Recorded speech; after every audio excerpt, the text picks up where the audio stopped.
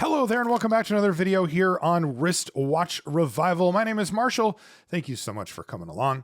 This time on the bench we've got, well, this kind of big tank of a pocket watch that took quite a route to get onto my bench. This watch actually belongs to a young viewer of the channel. He's 13 years old. His name is Wyatt.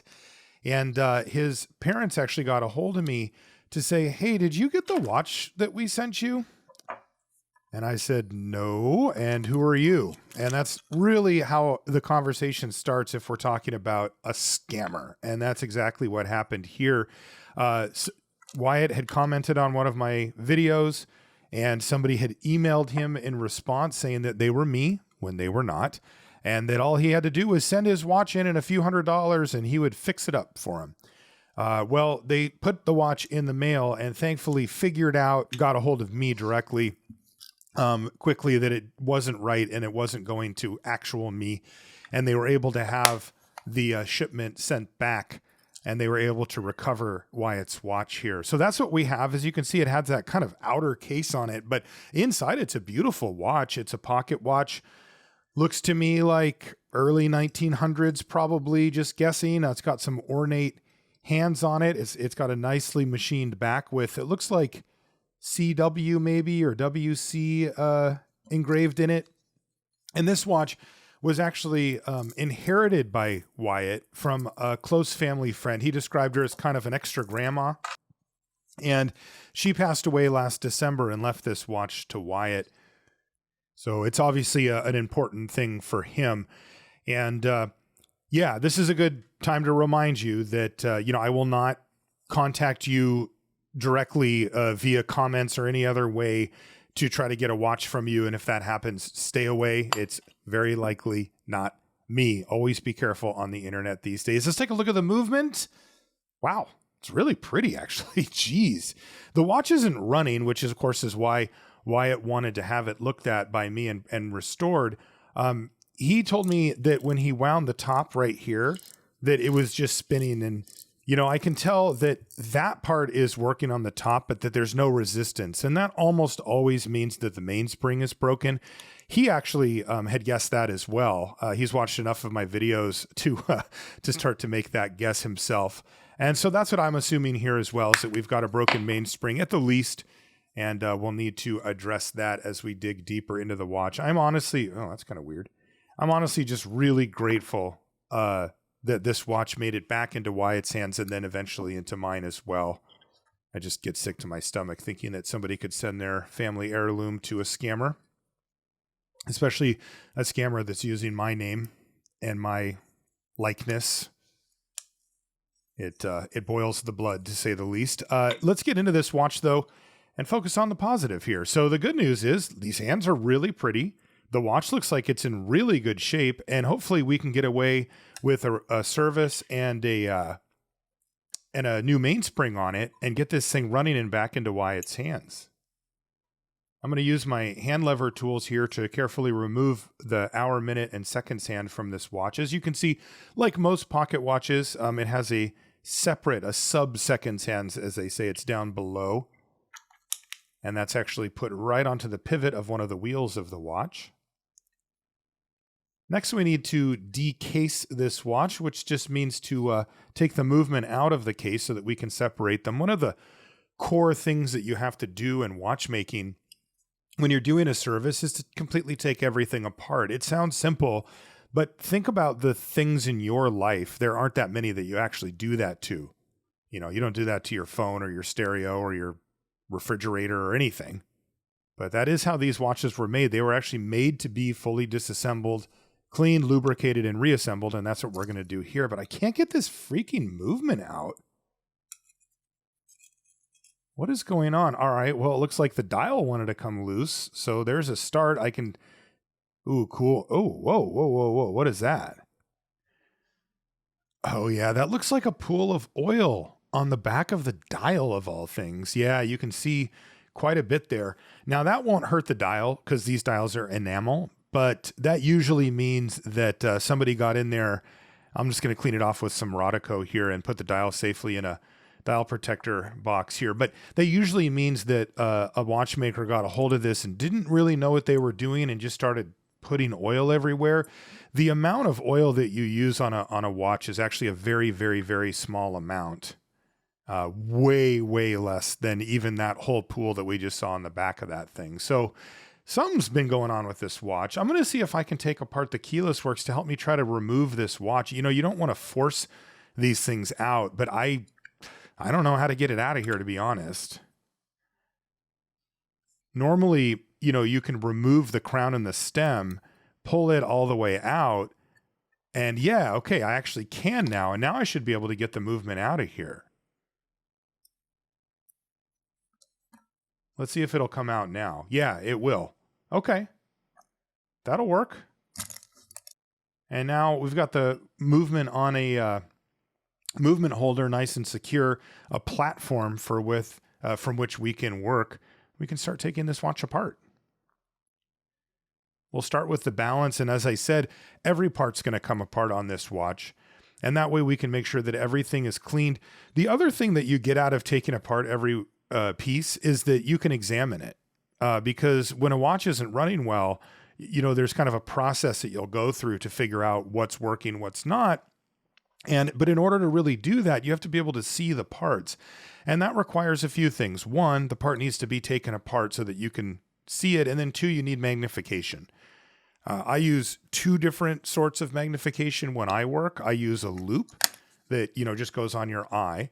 And it's a watchmaker's loop, though, you know, as long as it's the right magnification, any will do. And by the way, you don't need a loop to see the oil on the other underside of this screw. Do you see it just pooled on there? Boy, somebody went really crazy with the oil here. Oh boy, that one's even worse. Yeah, that's just way, way, way too much oil. Huh. Yeah, sometimes you don't need a loop to see these types of mistakes. Boy, oh boy, that is a mess. And then the other type of lubrication, sorry, that comes later. The other type of magnification I use is a microscope. Yeah, like the kind you used in high school to, you know, in science class. I got one of those off of Amazon, and it's fantastic. It really helps you see what's going on with the watch. Okay, now we can take apart the click. This is comprised of a screw, the main piece, which is called the click piece, and then the click spring, which is below it. And there's more oil here.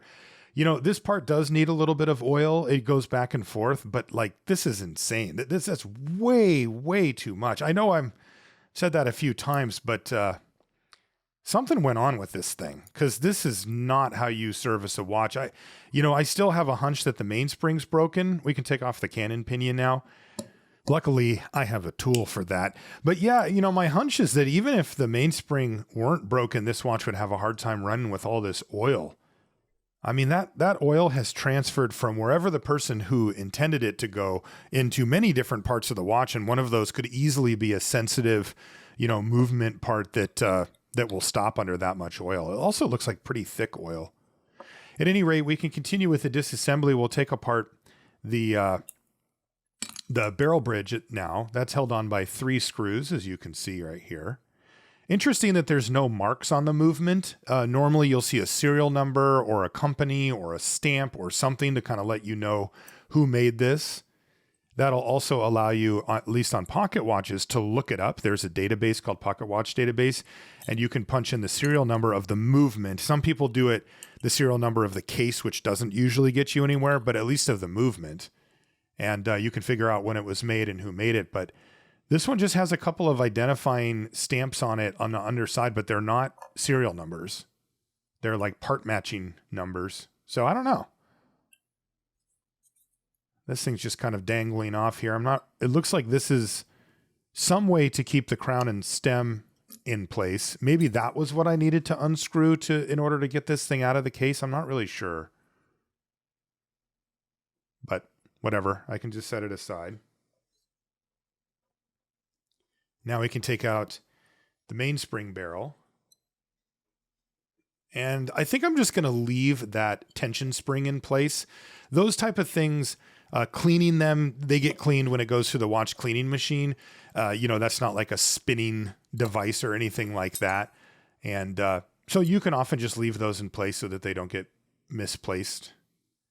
Okay, now we can take off the train wheel bridge and reveal the beautiful train of wheels, although it does look like one of the train of wheels has gotten stuck. That's the fourth wheel. That's the one that the seconds hand goes onto. And I'm not surprised to see it stuck with all that extra oil floating around. And now we can take out each of the wheels as we go. And there's the escape wheel coming out as well. That leaves only one part here on the movement side, which is the pallet fork and the pallet fork bridge.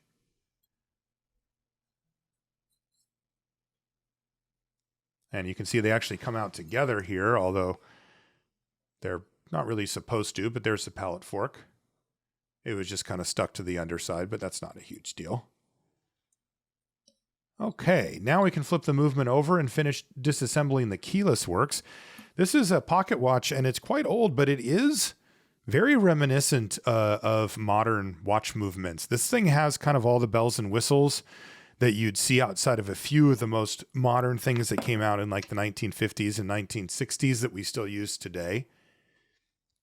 Things like a shock protection system for the balance, for example, are not present on this watch, but it has a fully functional keyless works that looks very, very similar to the ones that we still use on watches today. What is going on? Oh, more oil. Okay.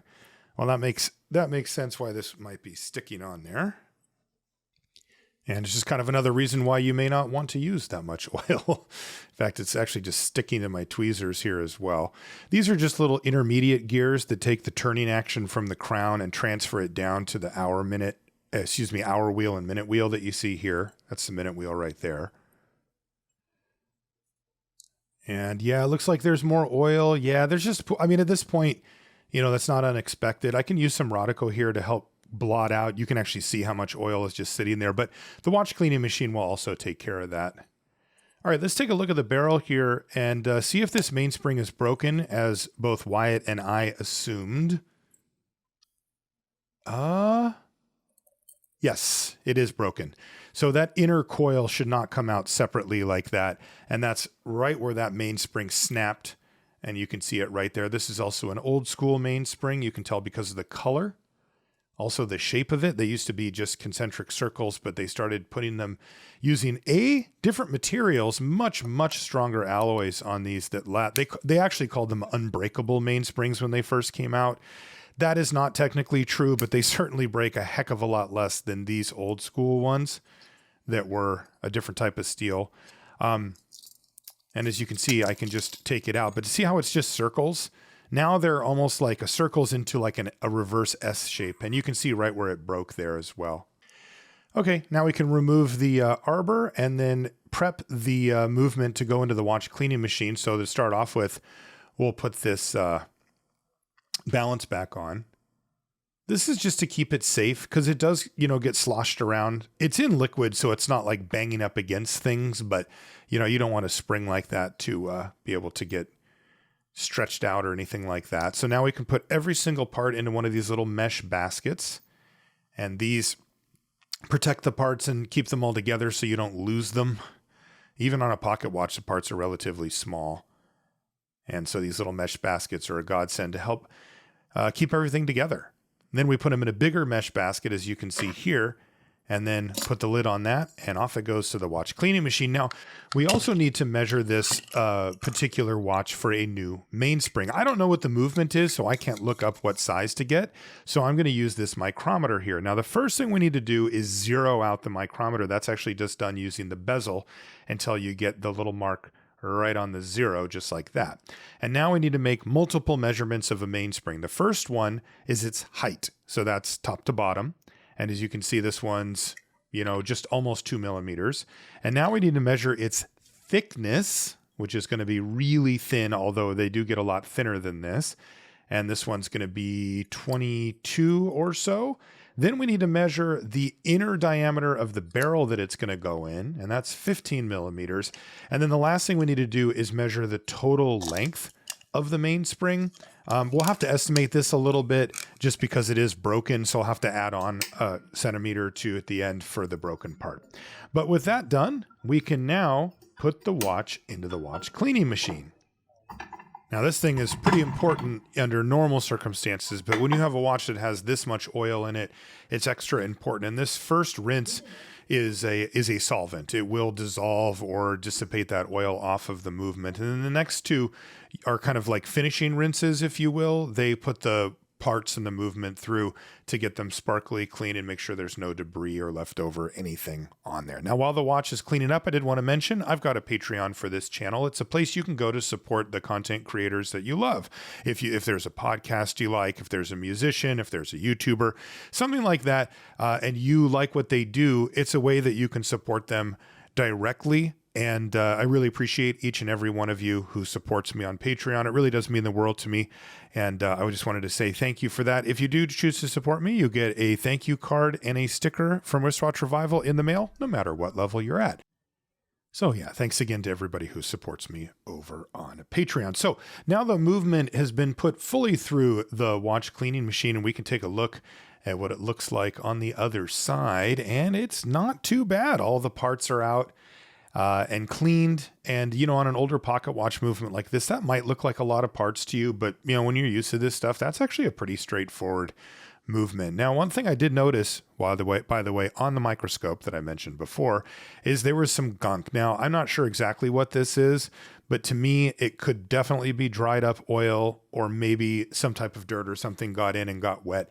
But these are the types of things, just that little amount right there can stop a watch or slow it down significantly. So I need to go in there manually and clean out between the teeth of these wheels a little bit and just make sure that it's good to go. Because again, you just can't have this dried on stuff in there impeding these from turning. So these are just some of the little things that we do that seem really tiny as watchmakers, but the little stuff really does add up. And these are just some of the things that you find when you go through the process of examining everything under the microscope after it's been cleaned up. But as you can see, we can clean these up pretty well and get them to be in a lot better shape. Unfortunately, sometimes you find things that were not expected. So examining the jewels here on the plates of the movement, look at that. That jewel has been cracked and has chunks missing. This is a different one that also has a big chunk missing. Oh no, this is really bad. Oh my, and this one too. Okay, so we have multiple, oh my God, another one, seriously? Well, this job just got a lot harder. And so first we need to assess the situation. As you can see, there's 3 jewels on the top and 3 jewels on the bottom for the train of wheels here, and they've all been damaged.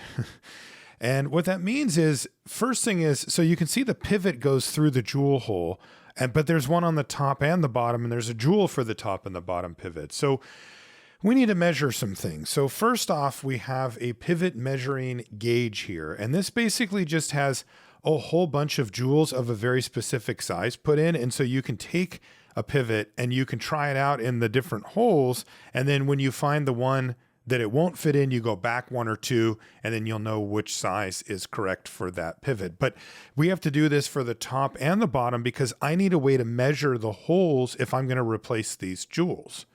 Now, my first idea was to try to find a donor movement and steal the jewels out of it, but I could not figure out exactly what movement this is. And then I had a good guess at it after some research, but still couldn't find a donor. So instead, I'm going to try to just replace the jewels themselves, but I haven't really done much of this. So this is a bit of an adventure. Now, this is the fun part of a hobby like this, but it's also the challenging part. And this actually ended up taking quite a long time to kind of break into new ground, get some new tools. But here's the escape wheel, for example. I'm trying to measure the bottom pivot, and it looks like it fits in 14. That's 0.14 millimeters, by the way. So I'm going to take notes as I go on these Post-it notes so that I can try to figure out, okay, escape wheel, top, bottom, and I need to know both the jewel hole size and then also the size of the jewel itself, the outside diameter. But of course, that also means I need to remove the jewels from the movement as it sits. And that, of course, means that we're going to need to use the jeweling tool to take out the jewels from the movement. And so we'll start with the upper plate here. And as you can see, I can just press the jewels out using the correctly sized fitting, and they'll just get pressed out the bottom. Now, that didn't actually feel super great. Let's see how you can see the hole where the jewel goes in. And then ideally I can just measure the outside diameter, I was going to say, but in this case, this jewel is in such bad shape that it just shattered upon exit. So that's going to happen, and that means we're going to have to guess at the outside diameter of that jewel. Hopefully this one's in a little bit better shape. Let's see if it comes out cleanly. We've got 6 of these to remove. Okay, so that one, it just has the cracks and damage, but it didn't actually shatter coming out. So as you can see, that's something that I can actually measure. I'm going to put that in its own little bag with a note. I'm trying to stay organized here. Again, never having done this before, you know, it really does push your boundaries, right? And so, and again, that's part of the fun and that's part of the challenge. I can take the jewels out of the main plate here as well, but it does mean that I want to be extra vigilant about keeping everything organized. And let's see if this one came out okay. Yeah, it did. You can see, it's a little hard to see, but there's a crack on that one too, but I'll put it in the bag. Now, when it comes to actually measuring these, I'm going to use my micrometer again, the vintage one that I've got. And this one's actually really good for measuring these. It has this little table here that you can set the jewel on and then bink, and there it is. And to read it, you first read the small dial. That's 2 millimeters almost. So that one would be 1.8 millimeters total. Now, I've got everything measured up and ready to go, but I don't have the jewels. So I went online and I bid on this thing on freaking eBay. And I won it. I actually won another one, but all the jewels were messed up and it was this huge jumble. This one, though, looks pretty good. As you can see, they're labeled on the top. Now, this is, again, uncharted territory for me, so I'm really just hoping that these are like the right types of jewels. And as you can see, they come in these little glass vials with corks. I mean, how old school is this? But these are made by Zeitzen. That's the company that makes jewels. I mean, they're the famous ones for it. So I'm going to pick out one that fits the measurements that I have, and I'm going to put it back in. But here's the problem. Take a look at this. This jewel hole has a smaller opening on the bottom and then a lip that goes around the top, and the jewel doesn't fit. And after some research, I've realized that these are what they call rub-in jewels. So they would manufacture the movement so that the jewel could sit in, and then they would press the brass rim around the edge to secure it. Nowadays, they have more precision engineering and they can just friction fit them with a cylinder shaped hole. Now, in order for me to install the new jewels, I need to use these tools that I've actually had for a long time, but never quite knew what they were. But these are actually tools specifically made to install these rub-in jewels. So this is the first, there's 2 sets of them. This one goes into the hole where the jewel is going to go and then expands out to open up the brass rim around the edge. And then this one goes around the brass rim once the jewel's been installed, and then you turn it around the edge to push the rim back down over the jewel to secure it. Now, this is kind of terrifying work because I've never used these tools. Heck, I've never even had to measure out and replace this many jewels before. So we're definitely in new territory. But basically, I'm going to use a little bit of oil around the edge here just to make it rotate smoother. And then again, this tool goes into the jewel hole. And then you see it presses out against it so that I can open up that rim so that it will actually be enough to put the jewel inside. And after doing this to all of the jewel holes, I can see if a jewel will fit.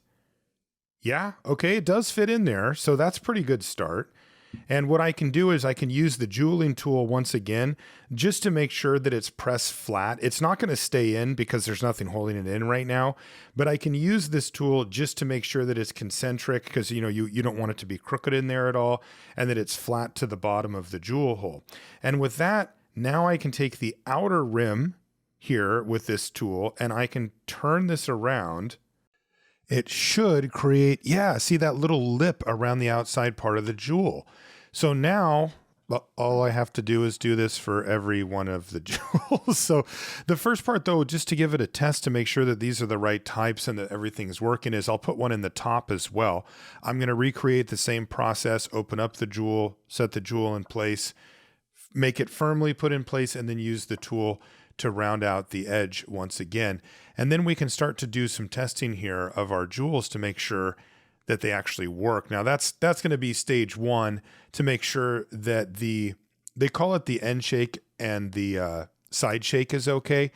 The side shake is mainly going to be dictated by the size of the jewel, but the end shake is how much that whole wheel assembly can move up and down, and I want to make sure that everything's good with that as well. So let's place the bridge in place and then give it a quick test. Oh, look at that. It's spinning quite freely, actually. So that's exactly what I was hoping to see after painstakingly replacing 6 jewels in this thing using this ancient method that I hope I don't have to do too often. It is stressful, I'll tell you that. Let's see if it'll spin under some, yes, just under the air blowing from the blower there is enough to turn the wheel. So that is fantastic. I'm really happy to see that. And what it means is we can continue with our rebuild. So we're going to get into the more traditional rebuild part of it here. And we're going to start off with, that's right, you guessed it, the mainspring. That part was completely broken on the old watch. And by the way, this is a new style mainspring. If you take a look, you'll see the different color of it. And then I'm not going to undo the whole thing just to show you the shape, but it does have a different shape slightly than the old one as well. This is a brand new mainspring. Again, I ordered it based off the measurements that we took earlier. So that's pretty cool. If you know the movement, you can just look it up, but we had to do it the old school way here. A little bit of lubrication there just to make sure that this thing can spin freely.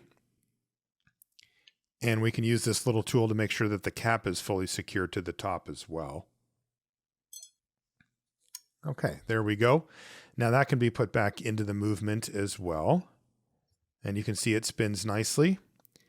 And on the end here, there's that tension spring that I left in place, and that's actually going to be pushing up against the little metal tab here on this end piece that holds in, well, eventually it'll hold in the winding stem. Whoop. But for now, I just want it to be held into place because this part goes in and then the barrel bridge sits over top of it. So I need to install this first. And also I want this to be, again, situated so that there's some tension being pushed up on it. What that tension bar does is when you loosen up one of the screws, it will allow enough space for the stem to come out later on. And this is the screw actually that I was talking about. So this is going to go in the upper part of the plate, and then I'm going to flip it over and we'll install it. Before I do though, let's get the center wheel in place here. This is the one that had the gunk on the wheel, on the spokes of the wheel, if you will, the teeth. But it looks okay now. Okay, now we can put this bridge in place. As you can see, it does hold the center wheel in place as well as the barrel arbor. Okay. So far, so good. Just make sure that this thing can spin. Yeah, that looks fine. There's no jewel on that center jewel, as you can see. I'm going to put a little bit of medium viscosity oil between where the arbor and that bridge meet. And then again, medium viscosity oil here for the center wheel. And it seems to be running smoothly. So now we can once again, this is like the fifth time I've put in the train of wheels for this watch, but we're just going to do it again. This one is the 4th wheel with the extended pivot. That means that that pivot goes all the way through the movement and out the other side. And later on, when we're assembling the final parts of the watch, we'll put the second hand on that pivot. Escape wheel in place, and now this upper bridge, all new jewels on top and bottom for both the top bridge here and the main plate. And we do have to make sure, oh, there it goes. It fell into place. Did you see it kind of fall down? And wow, that looks like it's working really, really well. I am so, I was going to say excited. It might be relieved, the word that I'm looking for, but breaking through on a new technique, pushing your boundaries and stuff is really a big part of what attracts me to hobbies like this. I tend to like hobbies that have a very high ceiling. You know, they're difficult. You can get into them. Okay, but if you want to get really good at them, you know, it takes years. And those are the types of things I tend to find myself attracted to, and watchmaking certainly is one of them. But again, pushing the boundaries and learning a new skill is really one of the most rewarding things about a hobby like this. Okay, we can put the crown wheel in place. It has a reverse threaded screw, which is common for crown wheels like that. I don't know if it's obvious, but the reason that they use reverse threaded screws like that is because when you turn the crown, it turns that wheel in the same direction that the screw would be turned to unscrew it. Meaning that over time with enough friction there, it may actually back that screw off. So they'd use a reverse threaded screw so that it actually makes sure that if anything, it would tighten it down over time. Okay, here's the click spring, and now the click screw going into place as well. And then this is going to be the ratchet wheel, which goes in between the crown wheel and the click. You'll notice there's a square cut out in the middle of it that interacts with the top of the arbor. And then this screw kind of sandwiches them all together. This one doesn't spin the same way as the other, so it has a normal threaded screw. And we can now flip the movement over and put a little bit of grease where the cannon pinion will go. Oh, and a nice little click to get that into place. Now we can also get the keyless works going. And this is some grease here on the keyless works. You can see, by the way, the serial number stamped in on the bottom part of the movement there. But again, I couldn't figure out what brand or what this was. I may have figured it out, actually, with the help of Wyatt. He had looked online as well. And we think it's a quarter bear movement, but I couldn't find much more information, nor could I find a replacement movement. It ended up working out better because I learned a new skill. I had to get new tools. Oh, shoot, right? Gotta hate that. I also ended up finding that set of jewels, and that was, while it was quite expensive, that box of jewels that I got, I had to have it sent over from Europe, and it was over $400 for that set, but it was basically a complete set, and I hopefully will be able to use those going forward when I need jewels, so it's not the worst thing to check that off the list. And so, yeah, leaving this project, I'll now know how to measure the hole of a jewel, the outside diameter of a jewel. Even if I don't have the jewel anymore, I can figure that out if it gets shattered or something like that. And then I'll also have that set of jewels to use as replacements going forward. So it all worked out in the end, assuming I can get this thing running. That's kind of the big question I have at this stage of it, because I'm putting together the keyless works now, but like I've done this before. I know how these things work pretty well. The things I haven't done before is, multiple faceted issues here, right? Like we had the mainspring that's broken. I've done that, but we had to replace all those jewels as well using the new technique and stuff. And that means, if it doesn't work, it can be very tricky to figure out what went wrong. Right? Because we did multiple things to this movement. But that is a problem for later, because now we got to get this keyless works, and there's this funny little part that I have to hold in place, and it's spring loaded, so it doesn't really want to stay in one place. So it gets a little bit tricky.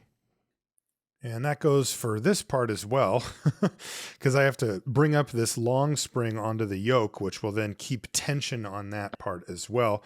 But that's all looking exactly like how it's supposed to look. Again, a little bit of grease here on any of the parts that have direct contact with each other to make sure that they operate smoothly and that they operate for a long time, and we don't get any little pieces of metal coming off or anything like that over time. And then there's a cover plate here that kind of goes over these two intermediate wheels, plus exactly where that spring meets up with the yoke. It's kind of a multi-part tool here, or multi-function part here. Yeah, that's what I meant to say.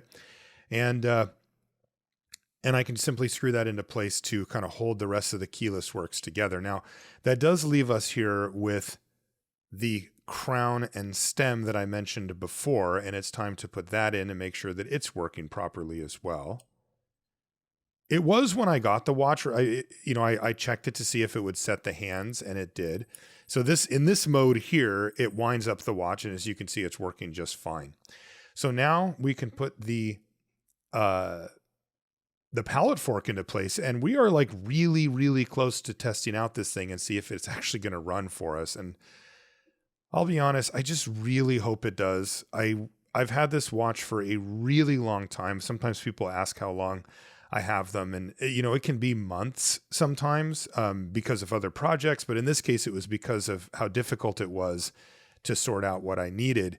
And I'd love to get this watch back in Wyatt's hands, but I really want it to work. Like I want it to be right by the time I give it back to him. So that's the goal here, as it always is. Okay, let's see. All right, good. This all looks fine. The pallet fork jumps back and forth. Now, before we can find out if it's actually going to run, we do need to reassemble the balance, though. Now, the balance, I've taken it apart here, as you can see, and I've got to put just a little droplet of oil here on the cap jewel, and now I can replace the bottom part and stick it in some Rodico so that it'll hold still long enough so that the oil doesn't get displaced, and I can screw in these little tiny baby screws that hold it into place. So let's see if I can do that here. Gentle. Good. There's one. And now we just need to put in the other one. And see if this works. Good. Okay, that worked out just fine. And I'll just make sure to screw both of these down all the way. So now we have the top part of the balance all put back together. I can put on the regulating arm here now. This is the thing that you turn to make the watch run a little bit faster, a little bit slower. And now we can put the balance itself back into place as well. A little screwdriver here just to secure it into place. And now, let's give it a test. Will you run? Or am I going to be in troubleshooting territory here? Let's find out. Oh, a little jump. Oh, we have some life here. It is technically running. I don't really have much of a wind in the watch, so let's wind it up a little bit and let's see if this watch is going to run. But I'm excited, and it is. It runs. It lives. We did it. I honestly can't believe it. That is really fantastic. It looked like it was running pretty well too. We can oil up the jewels now, especially the new ones. They've never been oiled before. So how do you like that? And see what we come up with here on the time grapher. And after some tweaking, look at this. It's running at 242 degrees of amplitude, low beat error, and 601 second a day on this movement. That is an unbelievable result. And I am elated. Like, honestly, emotional experience level when it comes to working on watches. I'm so happy this thing is running. Now we do have to address the case. I am going to leave this outer case as is. I could try to do some stuff to it, but I really like this idea of this kind of crusty outer case. And then when you open it up, there's this beautiful watch waiting for you inside. So I'm going to go with that. It does mean, though, that we need to give a little bit of attention to the case. Mainly, we're just going to need to run it through the ultrasonic cleaner. There's this chain that came with it, too, and we'll put that through the ultrasonic cleaner as well. So this is the ultrasonic cleaner right here. This is really an invaluable tool for a watchmaker. It allows you can clean movements with it, but also you can clean case parts and bracelets and all that kind of stuff. So while that's cleaning, let's give a little bit of attention to this dial, which I have to say is in excellent shape. It does have a little bit of dirt on it, so we'll just use some water and a soft brush here to give it a little bit of a clean off. Again, this isn't any type of crazy deep cleaning. This thing just doesn't need it. It's in just fantastic shape. All right, just give it a quick dry here with the microfiber cloth, and we can set it aside for final assembly. In the meantime, we can take the case out of the ultrasonic cleaner. Again, this thing just does such a good job of getting into little cracks and crevices that you just can't really get in, with manually, and getting the thing cleaned up, but without using any type of abrasion. You're not sanding or removing anything super hardcore, so you can kind of keep the look and feel of the watch case. So here's the chain for it. Looks good and clean, close enough. I'm not sure if Wyatt's going to use that anyway. And then here's the case. And it's a nice little case. I'm curious. Yeah, okay, that's kind of what I thought. This is a glass crystal. It's like actually glass. But these are usually glued into place. And I was a little bit concerned there that it might not be fully secured. So I just popped it out with my fingers and it came out quite easily, which means it probably should be re-glued. So I'm going to use a little bit of pegwood here to remove any of the old glue residue, including this Rodico, to make sure that it's all cleaned up. And then we can just simply re-glue this crystal back into place. This is a special type of glue that's made specifically for this. It's kind of like modeling cement, if you've ever used that. It kind of has a similar vibe. But it comes in this little tube with a metal applicator, as you can see, and it allows you to put like a thin layer of it around the inside rim of the case here. And then I can simply place the crystal back into place and just sort of firmly hold it there, let it cure just a little bit, and then it'll cure the rest of the way on its own. And that'll hold it into place just fine. I mean, remember, these pocket watches aren't like super waterproof or anything like that. Okay, now we can take the movement and do the final assembly on that as well. We'll start by putting the hour wheel in place here. And we can put the dial washer on here as well. That just keeps the hour wheel pushed down so that it stays engaged. A little bit of extra grease that I didn't actually take off on the keyless work, so I can grab that now. And if you look right here, that's that extended pivot that I was talking about. And it needs to go through that hole on the bottom part of the movement, or on the dial, excuse me. You don't want to go slamming that on there and bend or break that pivot, especially after all the work we've put in on this thing.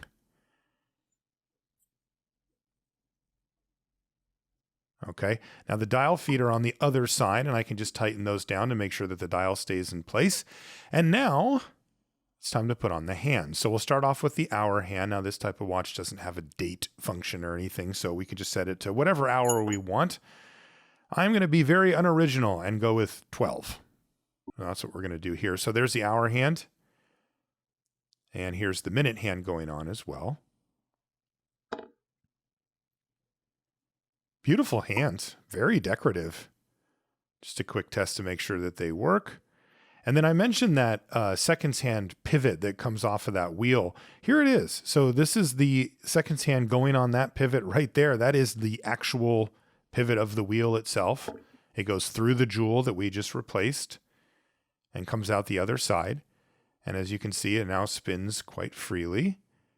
And just a quick test, again, to make sure that the hands aren't bumping into each other and everything looks good before we move to recasing. So now we can actually take the movement and put it back into the case itself and make sure that it's secured. I'm just making sure that it wants to fit in there properly before tightening it down, because again, I do need to make sure that the winding stem goes in. Remember, this is the part I struggled with a little bit at the beginning, but after having figured it out, I now know how to do it. Yay. And that means that I can put the case screw on. This is just going to hold the movement up against the case and make sure that it can't come out. And then we've got this in-between case back, and that just clicks into place. And then the actual case back, which also just clicks into place, and boom. Look at that. We have a fully restored and perhaps even better, fully functional pocket watch here for young Wyatt. So we were able to take a story that had a pretty bad start and turn it into one, hopefully, with very good ending here, as this thing looks fantastic. The dial and the hands are in excellent shape. The case is in very good condition. And check this out. I can put it into this old beat up outer case. Again, I'm not 100% sure what this is for. The watches I've worked on so far don't have anything like this, but check this out. You open it up and inside, a beautiful jewel of a pocket watch awaits. I like that it's all kind of nasty on the outside. And then you open it up and boom, it's nice. And then, you know, if you want to go even further, you can do this with your fingernail, but a pocket knife or a case opening knife helps a little bit. You can see the beautiful movement that's also hidden inside this watch that's happily ticking away as well. Well, that's going to do it for this one. One of the things that comes up sometimes on my videos is people tell me that they want to start this hobby too. And, you know, I was emailing with Wyatt, and he mentioned that he was into woodworking and he's into cars. He restores cars with his dad. And I was thinking maybe Wyatt would want to be into watchmaking. as well. And as you may know, I started a website recently with my friend Alex. It's called sutcliffehansen.com. And one of the big things that we wanted to do with the site was to use it as a way to help people get into watchmaking, which can be really difficult. And one of the things that we've got over there now is kind of a gift box that you can get. You can get it for yourself or for somebody else. And inside of it comes with just the very basic tools plus a watch movement that you need to take it apart and put it back together and kind of get your first taste of watchmaking to see if it's for you. And I am going to send one of these with the watch to Wyatt. He's been through a lot with this watch, and hopefully he'll have a good time experimenting with watchmaking, and hopefully he'll pick it up as a hobby as well. That is going to do it for this video. If you want to find me on Instagram, I am wristwatch_revival, and you can always pop it and say hi with updates over there. And I just wanted to say thank you for coming for this journey, and we'll see you next time.